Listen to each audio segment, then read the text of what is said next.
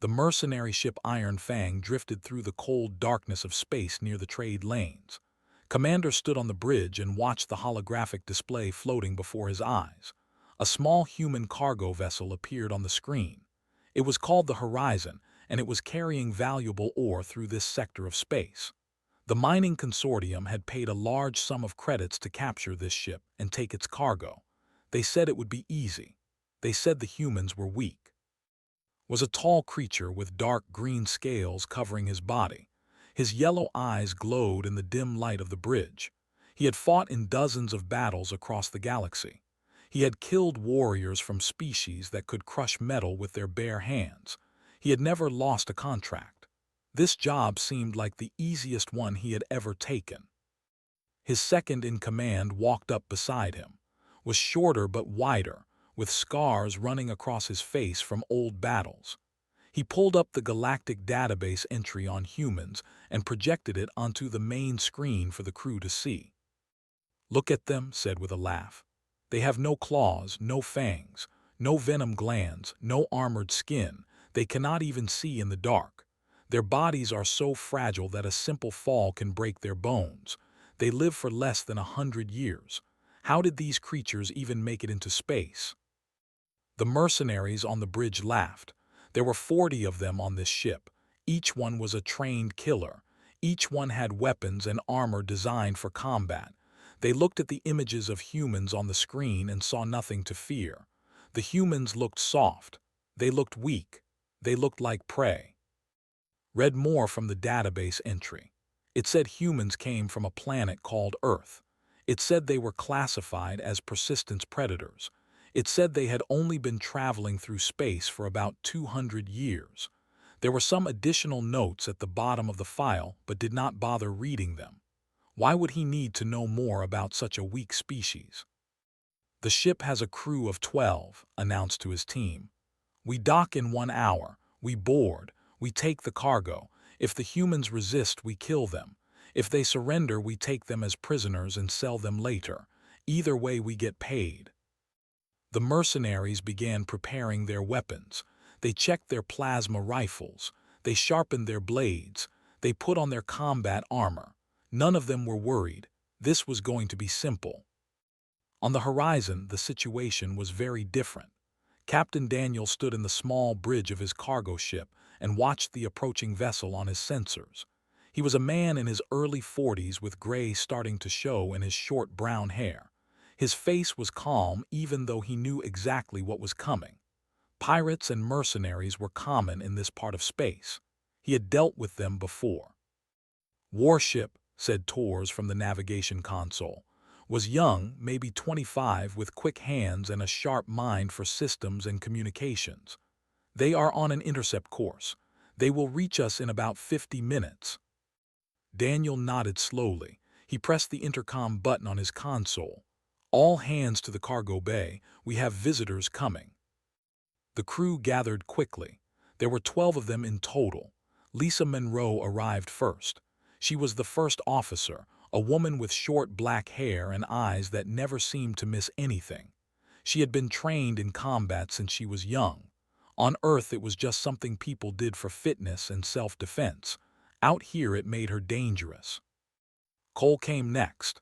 He was the chief engineer, a quiet man who understood the ship better than anyone. He could make the Horizon do things that were not in any manual. He could turn every system on board into a weapon if he needed to. Walked in without making a sound. He was the security chief, but he rarely carried visible weapons. He did not need them. He had spent years learning how to fight with his hands and how to move without being seen or heard. The other crew members sometimes joked that was more ghost than man. Grace was the ship medic. She was small and looked gentle, but she had a mind that could cut through any problem. She understood biology and psychology better than most doctors in the galaxy. She knew how to heal people. She also knew how to break them. The rest of the crew filed in. Mechanics, cargo handlers, navigation assistants. They were ordinary people doing ordinary jobs. None of them looked like soldiers. None of them looked like threats. Daniel looked at his crew and felt a quiet pride. The galaxy thought humans were weak because they had no natural weapons. The galaxy did not understand what made humans dangerous. It was not claws or fangs or venom. It was something else entirely. "A mercenary ship is coming to take our cargo," Daniel said. "There are probably 30 to 50 of them based on the size of the vessel. They think we are easy targets. They think we will surrender or die quickly." Lisa smiled slightly. "They have not read the full file on humans, have they?" "They never do," Daniel replied. "They see that we are soft and small and they stop reading. They do not learn about our history. They do not learn about what we did to survive on Earth. They do not learn about the wars we fought against each other for thousands of years." Was already pulling up schematics of the ship on his tablet. "I can reroute the gravity systems. I can control the lights. I can seal doors and open airlocks. Give me 20 minutes. Simply nodded. He did not need to say anything. Everyone knew what he could do in the dark. Grace opened her medical kit and began checking supplies. "Try not to kill them," she said quietly. "Dead mercenaries cannot spread the word about what happens when you attack a human ship." Daniel looked at each member of his crew. They were not afraid, they were not panicking, they were preparing. This was what humans did when threatened. They did not run. They did not freeze. They adapted. They planned. They fought. "Let them come," Daniel said. "Let them learn why our species conquered a death world." The crew dispersed to their positions. The trap was being set. The mercenaries on the Iron Fang had no idea what was waiting for them. They thought they were hunting prey. They did not realize they were walking into the den of the most dangerous predators the galaxy had ever seen. They were just humans after all. What could they possibly do? The Iron Fang connected to the horizon with a heavy clang that echoed through both ships. Magnetic clamps locked the vessels together. The mercenaries gathered at the airlock with their weapons ready, stood at the front of the group. He wanted to see the fear in the humans' eyes when they realized what was happening. "Cut through," he ordered. Two mercenaries stepped forward with plasma torches. The bright blue flames bit into the metal of the airlock door. Sparks flew in all directions. The smell of burning metal filled the air. Within minutes they had carved a hole large enough for the soldiers to pass through one at a time. Sent his first squad of 10 mercenaries into the human ship. They were his best scouts. They moved quickly and quietly through the opening and into the corridor beyond. Their thermal scanners were active. Their weapons were raised. They expected to find humans hiding in corners or running away in panic. Instead, they found nothing. The corridor was empty. The lights flickered overhead, casting strange shadows on the walls. The air was cold. There was no sound except for the hum of the ship's engines somewhere deep in the vessel. The mercenaries looked at each other with confusion. Where were the humans? "Spread out," the squad leader ordered. "Find them." The mercenaries moved through the cargo hold. Huge containers of ore filled the space, creating narrow pathways between them. The thermal scanners showed nothing. No heat signatures. No movement. It was as if the ship was completely abandoned. Then the lights went out. Total darkness swallowed the mercenaries. Their eyes, adapted to the bright lights of their own ship, could not adjust quickly enough. They switched on the small lights attached to their weapons, but the beams only cut thin lines through the blackness. Shadows seemed to move just beyond the edge of visibility. The first mercenary fell without making a sound. One moment he was standing at the back of the group. The next moment he was on the ground, unconscious. His companions did not notice until one of them stumbled over his body. "What happened?" someone asked. Before anyone could answer, 2 more mercenaries dropped. Then a third. Something was moving in the darkness. Something fast. Something silent. Something that did not show up on any scanner. "Fall back," the squad leader shouted. His voice was higher than usual. Fear was starting to creep into his words. "Everyone fall back to the airlock." The remaining mercenaries turned and ran. They did not care about formation or tactics. They just wanted to get back to the light. but the darkness seemed to follow them. Another mercenary fell, then another. By the time they reached the airlock, only 3 of the original 10 were still standing. They burst through the opening and collapsed onto the floor of the Iron Fang. Their scales were pale. Their eyes were wide. They were breathing hard, looked at them with disbelief. "What happened in there?" he demanded. "Where are the others?" "Something took them," one of the survivors gasped. "We could not see it, we could not hear it, it just took them." Stepped forward. "That is impossible. Humans cannot see in the dark any better than we can. They have no stealth technology that our scanners cannot detect. You must have made a mistake." "I know what I saw," the mercenary replied. "Or what I did not see. There is something wrong with those humans." Refused to believe it. 10 of his best soldiers had been taken down by a handful of soft creatures with no natural weapons. It had to be some kind of trick. Maybe the humans had set traps. Maybe they had automated defenses. There had to be a logical explanation. What did not understand was that humans did not need technology to be invisible. Had learned to control his body temperature through years of training. He had lowered his heat signature until it matched the cold metal walls around him. He had moved through the maintenance vents that ran throughout the ship, emerging behind the mercenaries without making a sound. On Earth, humans had hunted this way for thousands of years. They had tracked animals through forests and deserts. They had learned to be patient. They had learned to be silent. They had learned to strike when their prey was most vulnerable. The mercenaries thought they were the hunters. They did not realize they had become the hunted. Gathered 20 more mercenaries. This time they brought portable lights and set them up throughout the corridors as they advanced. They moved in tight formation with their backs protected. They were veterans of countless battles. They would not be caught off guard again. They pushed deeper into the human ship. The cargo hold was behind them now. They entered the main corridor that led to the bridge. The walls were lined with pipes and wires. The floor was metal grating that clanged with each step. There was nowhere to hide. Then they saw him. Cole stood alone in the middle of the corridor. He was unarmed. He wore a simple work jumpsuit covered in grease stains. He looked at the 20 heavily armed mercenaries pointing their weapons at him, and he did not seem afraid. "You should leave," said. His voice was calm and quiet. The mercenaries laughed. This soft creature was telling them to leave. He was one human against 20 trained killers. He did not even have a weapon.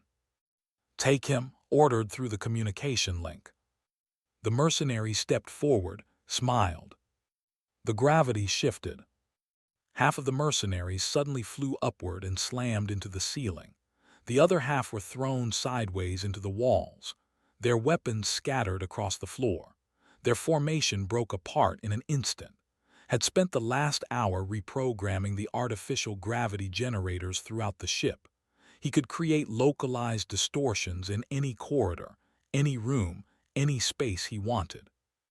While the mercenaries struggled against the shifting gravity, Lisa Monroe emerged from a maintenance hatch in the wall. She moved like water flowing between rocks. Her hands were a blur as she disarmed one mercenary after another. She used their own weight against them. She redirected their strength. She turned their size into a weakness. Within minutes, 15 more mercenaries were down. Some were unconscious. Some were restrained with their own equipment. None were dead. The humans were not trying to kill them. They were trying to send a message. The 5 survivors retreated back to the airlock. Their hands were shaking. Their hearts were pounding. They had faced enemies across the galaxy. They had never faced anything like this. These were supposed to be weak creatures. These were supposed to be easy targets. Instead, they were fighting something that seemed to know their every move before they made it. Watched the helmet camera footage with growing horror. He finally understood what persistence predator meant. These humans did not rely on strength or speed. They relied on patience and endurance and intelligence. They did not stop. They did not give up. They kept coming until their prey collapsed. "Commander," said slowly, I think we made a mistake. Commander stared at the helmet camera footage playing on the main screen of the Iron Fang. He watched his mercenaries get thrown around like toys. He watched a single unarmed human woman disable 5 trained soldiers in less than 30 seconds. He watched the fear grow in the eyes of his best warriors. Something cold settled in his stomach. It felt unfamiliar. It took him a moment to realize it was doubt. "How many do we have left?" he asked. "Check the status board. 15 combat ready. The rest are either unconscious on the human ship or too injured to fight. We have lost 25 soldiers to 12 humans, 12 unarmed humans." Slammed his fist against the console. The metal dented under the force of his blow. This was not possible.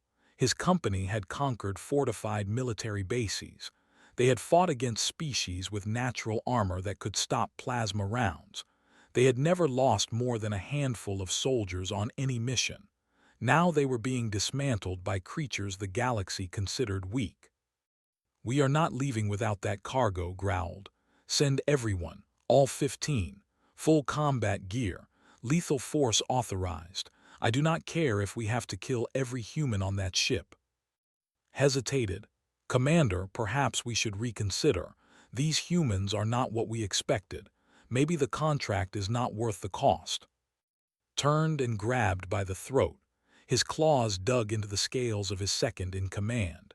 "We do not run from prey. We are warriors. We do not flee from soft creatures who cannot even grow proper claws. Now send everyone." Nodded and gave the order. The remaining 15 mercenaries gathered at the airlock. They were the survivors. They had seen what the humans could do. Some of them wanted to refuse the order, but fear of was greater than fear of the humans. At least that is what they told themselves. They entered the horizon in a tight formation. This time they moved slowly and carefully. They checked every corner. They watched every shadow. They kept their backs to the walls and their weapons pointed forward. The ship was quiet, too quiet. Lisa Monroe watched them from the security camera feed in the small room where the crew had set up their command center. Daniel stood beside her along with Grace and was still somewhere in the maintenance tunnels, ready to manipulate the ship systems on command.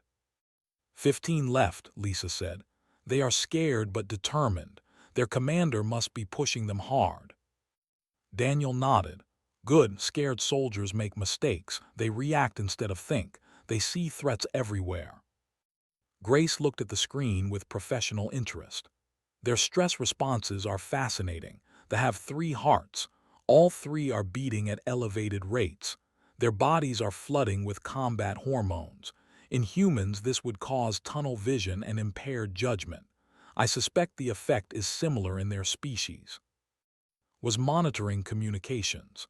They are trying to call for backup, but I have the jamming field active. Nothing is getting in or out. As far as the galaxy knows, this ship is just drifting quietly through space. The mercenaries pushed forward through the ship. They reached the crew quarters. The doors were open. The rooms were empty. Beds were unmade. Personal items sat on shelves. It looked like the humans had simply vanished. One mercenary noticed something on a wall. It was a photograph of a group of humans standing together on what looked like a rocky landscape. They were smiling. Behind them was a vast canyon that dropped thousands of feet into the earth. A sign in the image read Grand Canyon National Park. "What is this place?" he asked. Another mercenary looked at the image. There, Earth. It is classified as a Category 12 Death World. The first mercenary frowned. Death World, but humans are weak. The classification is based on the planet, not the species. Look at the database entry. Earth has extreme temperature variations, massive predators, toxic plants, natural disasters, diseases that can kill in hours. Yet humans spread across the entire surface. They live in frozen wastelands. They live in burning deserts. They live in jungles filled with poisonous creatures. They conquered their death world without claws or fangs or venom. A chill ran down the mercenary's spine. He was starting to understand something. The galaxy measured danger by natural weapons. claws, teeth, armor, venom.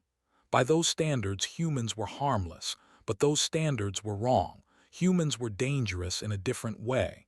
They were dangerous because they adapted. They were dangerous because they endured. They were dangerous because they never gave up. The lights flickered. The mercenaries raised their weapons. They formed a circle with their backs to each other. They were ready this time. They would not be caught off guard. They would not let the darkness take them. Dropped from a ceiling panel into the center of their formation. For a moment, nobody moved. The mercenaries were too shocked to react. A human had just appeared among them like a ghost. He was unarmed. He was surrounded by 15 soldiers with plasma rifles pointed at him from every direction. He should have been terrified. Smiled. "You have two choices," he said. His voice was soft and calm. "You can surrender now and we will let you live, or you can try to shoot me and find out what happens next." One mercenary pulled the trigger. His plasma rifle clicked, but nothing happened. He tried again. Nothing. All around the circle, the mercenaries discovered that their weapons would not fire, had activated a localized electromagnetic pulse that disabled every electronic device in the corridor. Their rifles were useless. Their communication devices were dead. Their armor's powered systems were offline. The mercenaries had technology. The humans had planned for technology. Moved. He was not fast like the creatures of high-gravity worlds. He was not strong like the species that evolved with dense muscles, but he was precise. Every movement was calculated. Every strike hit exactly where it needed to hit. He knew anatomy. He knew where their nerve clusters were located. He knew how to cause maximum pain with minimum effort. 3 mercenaries fell before the others even realized the fight had started. 2 more dropped when they tried to use their claws against him, redirected their attacks with small movements that made them strike each other instead of him. He was not fighting them with strength. He was fighting them with knowledge. Lisa emerged from the shadows and joined him. Together they moved through the remaining mercenaries like wind through tall grass. It was not a battle. It was a demonstration. Every movement showed how outmatched they were. Every fallen soldier proved that natural weapons meant nothing against human adaptability. Within 5 minutes, all 15 mercenaries were on the ground. Some were unconscious. Some were groaning in pain. None were dead. The humans stood among the fallen soldiers without a scratch on them. They were not even breathing hard. Grace walked into the corridor with her medical scanner. She checked each mercenary to make sure none of them had life-threatening injuries. She treated the ones who needed immediate care. She was a healer. Even enemies deserved medical attention. "All stable," she reported. "They will recover, physically at least. Psychologically, I am not so sure." Daniel's voice came over the intercom. "Good work, everyone. Now let us invite the commander to come see what happened to his soldiers." Commander stood alone on the bridge of the Iron Fang. The status board showed 40 red indicators, 40 soldiers, all of them either captured or disabled. Every mercenary he had sent onto the human ship had failed to return. The helmet camera feeds had gone dark one by one until there was nothing left but static and silence. He tried to contact his company headquarters. The communication systems were blocked. He tried to send a distress signal to any nearby ships. Nothing went through. He tried to detach the Iron Fang from the human vessel and escape. The magnetic clamps would not release. The humans had taken control of his own ship's docking systems. Was trapped. The most feared mercenary commander in 3 sectors was trapped by 12 humans on a cargo ship. Was gone. He had been part of the last group that entered the horizon. His helmet camera had shown him walking through a corridor before something moved at the edge of the frame. Then static. Had watched his second in command, his oldest friend, disappear like all the others. A voice came through the communication system. It was calm and measured, and somehow that made it more terrifying than any battle cry.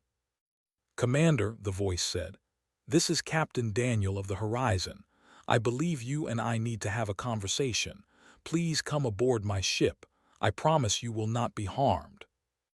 Gripped the console in front of him. His claws scraped against the metal surface.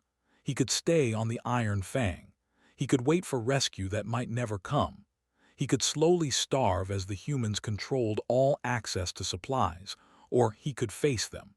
He could look into the eyes of the creatures that had destroyed his company and try to understand what he was dealing with. He walked through the airlock alone. His footsteps echoed in the empty corridors of the horizon.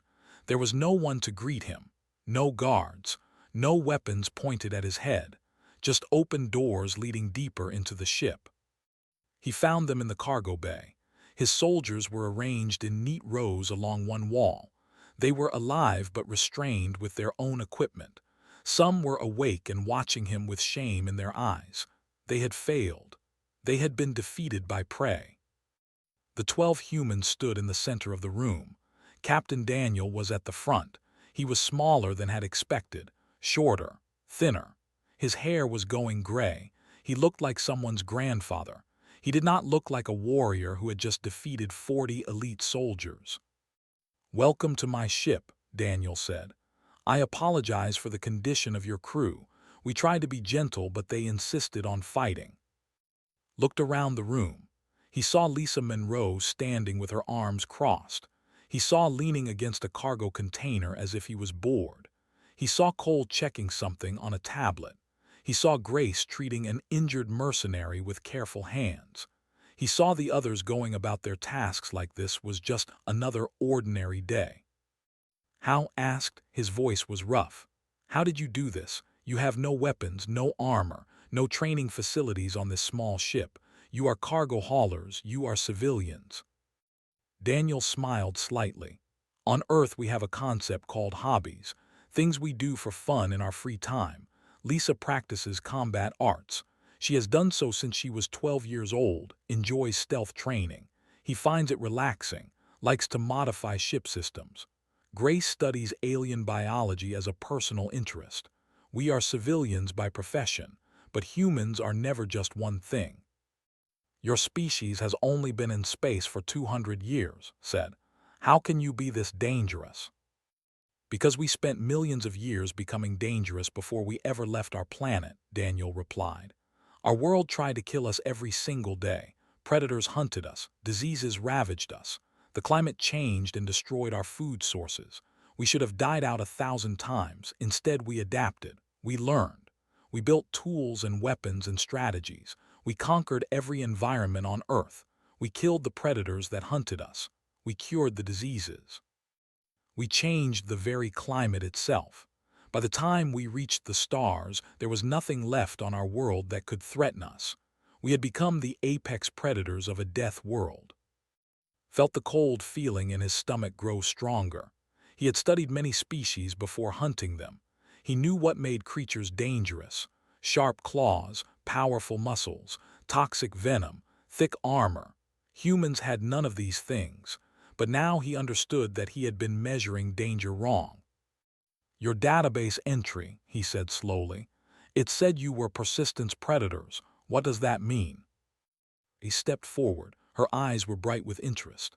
"It means our ancestors did not catch prey by being faster or stronger. They caught prey by following it, walking after it, hour after hour, day after day. Most animals can outrun a human in a sprint, but humans can walk forever. We sweat to cool our bodies. We carry water to stay hydrated. We track our prey until it collapses from exhaustion. Then we kill it. We do not stop. We do not give up. We just keep coming." Looked at the mercenaries on the floor. They were the fastest and strongest soldiers his credits could buy. They had charged into this ship expecting a quick victory. Instead, the humans had worn them down. Ambush after ambush, trap after trap. The mercenaries had exhausted themselves fighting shadows while the humans barely broke a sweat.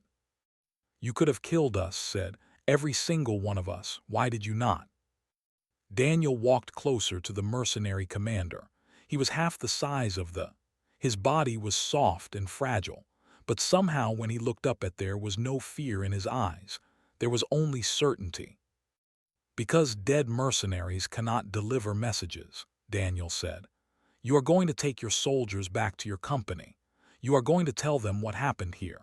You are going to spread the word across every station and outpost and tavern you visit. You are going to tell everyone that you attacked a human ship with 40 elite soldiers and you lost.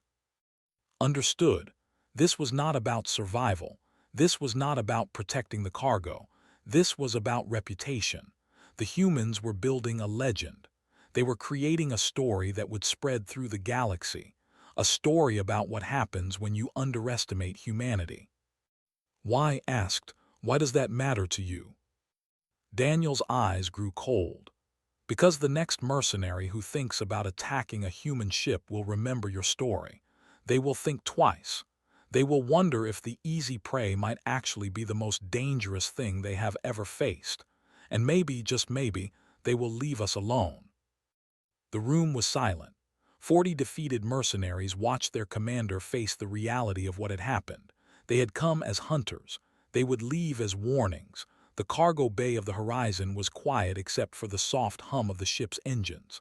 Commander stood among the fallen bodies of his mercenaries and tried to process what had happened. His mind kept returning to the same impossible fact. 12 humans, 40 soldiers, complete defeat. Captain Daniel gestured toward a small table that had been set up near the center of the room. 2 chairs faced each other. A metal pot sat on the table along with 2 cups. Steam rose from the pot carrying a bitter but not unpleasant smell. "Sit," Daniel said. "Let us talk like civilized beings." Hesitated. Every instinct told him this was a trap, but what more could the humans do to him? They had already proven they could kill him whenever they wanted. The fact that he was still breathing meant they had other plans. He sat down. The chair creaked under his weight. Daniel sat across from him and poured a dark liquid from the pot into both cups. He pushed one cup toward. "What is this?" asked. "Coffee. It is a drink from we make it from roasted seeds.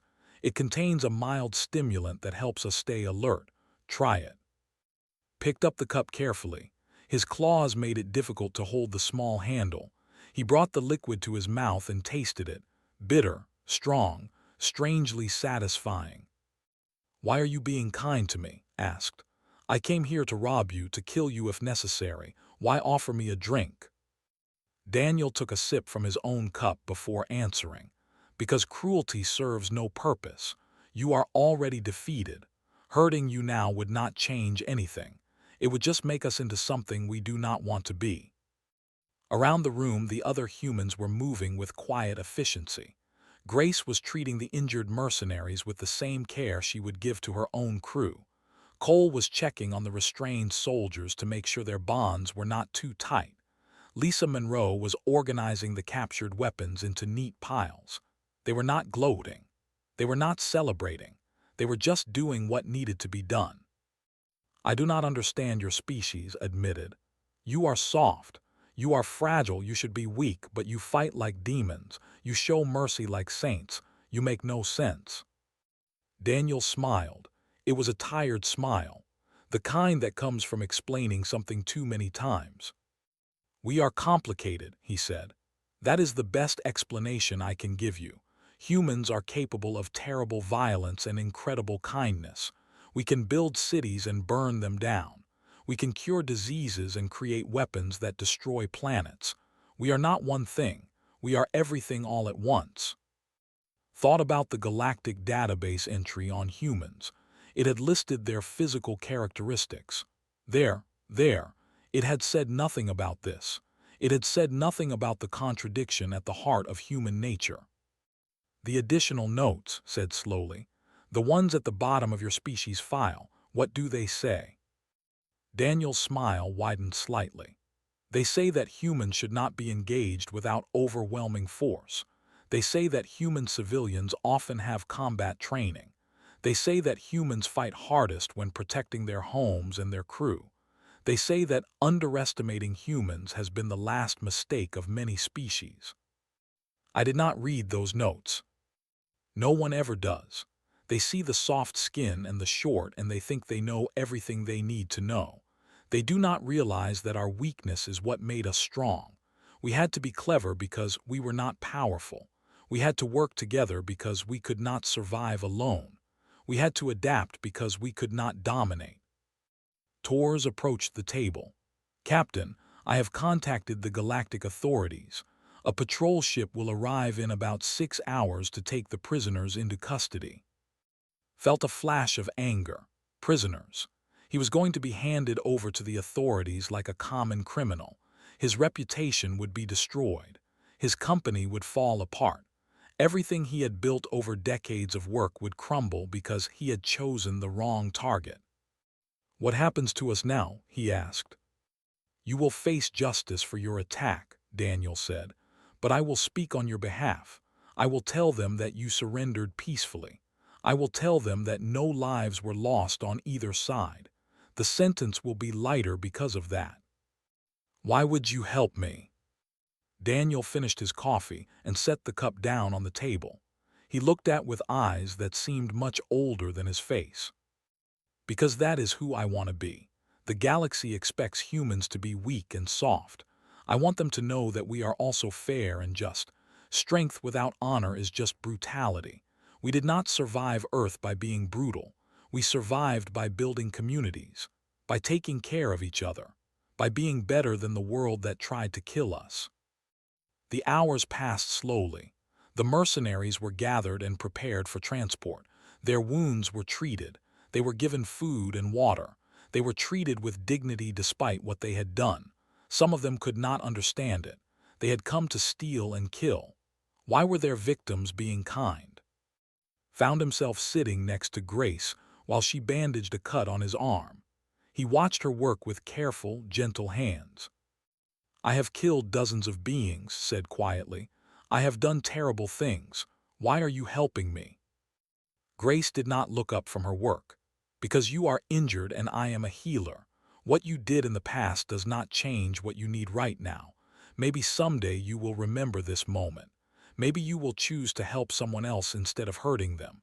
That is the only way the galaxy gets better, one small choice at a time."